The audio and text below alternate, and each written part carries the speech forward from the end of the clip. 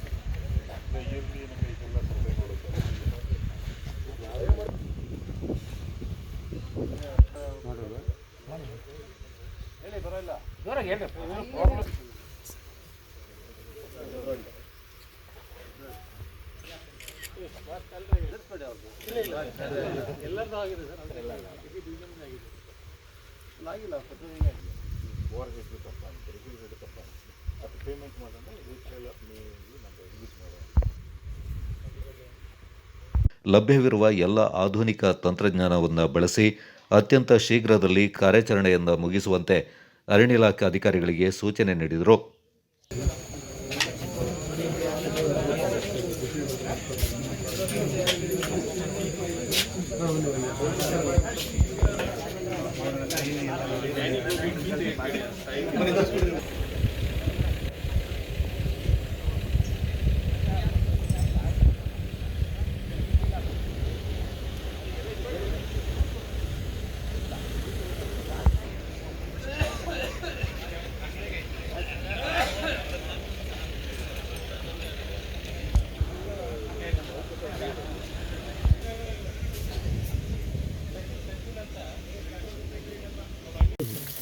ಕಳೆದ 3 ದಿವಸಗಳಿಂದ ಅರಣ್ಯ ಇಲಾಖೆಯ ಎಲ್ಲ ಉನ್ನತ ಮಟ್ಟದ ಸಿಬ್ಬಂದಿ ಮತ್ತು ಟಾಸ್ಕ್ ಫೋರ್ಸ್ನವರು, ನಮ್ಮ ವನ್ಯಜೀವಿ ಮಂಡಳಿಯ ಸದಸ್ಯರು ಮತ್ತು ಎಲ್ಲ ಸ್ಥಳೀಯ ನಾಯಕರು ಸೇರಿ ಇಲ್ಲಿ ಹುಲಿಯ ಸಮಸ್ಯೆಯನ್ನು ಬಗೆಹರಿಸಲಿಕ್ಕೆ ಕಾರ್ಯಾಚರಣೆಯನ್ನು ನಡೆಸ್ತಾ ಇದ್ದಾರೆ.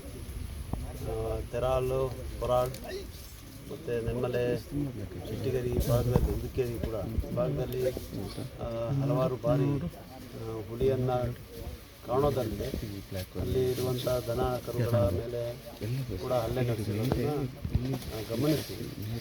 ಇವತ್ತು ರಾಜ್ಯ ಸರ್ಕಾರ, ನಾನು ಕೂಡ ಮಂತ್ರಿಗಳ ಹತ್ರ ಮಾತಾಡಿ ಮತ್ತು ಉನ್ನತ PCC ಫಾರೆಸ್ಟ್ ವೈಲ್ಡ್ ಲೈಫ್ ಅವರ ಹತ್ರ ಎಲ್ಲ ಮಾತಾಡಿದ ನಂತರ ಅವರು 2 ಹುಲಿಗಳನ್ನು ಟ್ರ್ಯಾಂಕ್ಯುಲೈಸ್ ಮಾಡಲಿಕ್ಕೆ, ಹಿಡೀಲಿಕ್ಕೆ ಅನುಮತಿಯನ್ನು ಕೊಟ್ಟಿದ್ದಾರೆ. ಅದರಿಂದ ಈ ಹುಲಿಗಳ ಚಲನ ಮತ್ತು ಎಲ್ಲ ಗುರುತುಗಳನ್ನು ಕಂಡುಹಿಡಿದು ಅದನ್ನು ಹಿಡಿಯುವಂಥ ಕಾರ್ಯಾಚರಣೆಗೆ ಇವತ್ತು ಅರಣ್ಯ ಇಲಾಖೆಯವರು ಮುಂದಾಗಿದ್ದಾರೆ. ಆನೆಗಳ ಮೂಲಕ ಮತ್ತು ಟಾಸ್ಕ್ ಫೋರ್ಸ್ ಕೂಡ ನಡೆದು ಈ ಹುಲಿಗಳ ಯಾವ ಕಡೆ ಹೋಗಿದೆ ಏನು ಅಂತ ಹೇಳುವಂಥದ್ದನ್ನು ಗುರುತಿಸುವಂಥ ಪ್ರಯತ್ನ ನಡೀತಾ ಇದೆ. ಮೊನ್ನೆ ಕೂಡ ಇಲ್ಲಿ ಕ್ಯಾಟಲ್ ಕಿಲ್ ಆಗಿದೆ. 2 ದನಗಳ ಮೇಲೆ ಹುಲಿಯ ದಾಳಿಯಾಗಿದೆ. ಈಗ ಜನ ಸ್ವಲ್ಪ ಇಲ್ಲಿ ಸ್ಥಳೀಯರ ಆತಂಕದಲ್ಲಿದೆ. ಭಾಳ ಮುಖ್ಯವಾಗಿ ಇದು ಗಡಿ ಪ್ರದೇಶ. ಇಲ್ಲಿಂದ 50 ಮೀಟರ್ನಲ್ಲಿ ಬ್ರಹ್ಮಗಿರಿ ಸ್ಯಾಂಕ್ಚುರಿ ಕೂಡ ಇದೆ. ಇನ್ನು ಅದು ವಾಪಸ್ಸು ಕಾಡಿನ ಒಳಗಡೆ ಹೋದರೆ ಮತ್ತೆ ಅದನ್ನು ಕಂಡುಹಿಡಿಯುವಂಥ ಸಾಧ್ಯತೆ ಇಲ್ಲ. ಮಾಡಲೂಬಾರ್ದು. ಇನ್ನು ಮಾನವ ಇರುವಂಥ ಪ್ರದೇಶದಲ್ಲಿ ಕಾಣುವಂಥ ಹುಲಿಯನ್ನು ಇವತ್ತು ಹಿಡೀಲಿಕ್ಕೋಸ್ಕರ ನಾವು ಎಲ್ಲ ಕೂಡ ಸೇರಿ ಈ ಒಂದು ಕಾರ್ಯಾಚರಣೆಯನ್ನು ಮಾಡ್ತೀವಿ. 2 ಹುಲಿಗಳನ್ನು ವಿಶೇಷವಾಗಿ ಹಿಡೀಲಿಕ್ಕೆ ಅನುಮತಿಯನ್ನು ಕೊಟ್ಟಿದ್ದಾರೆ.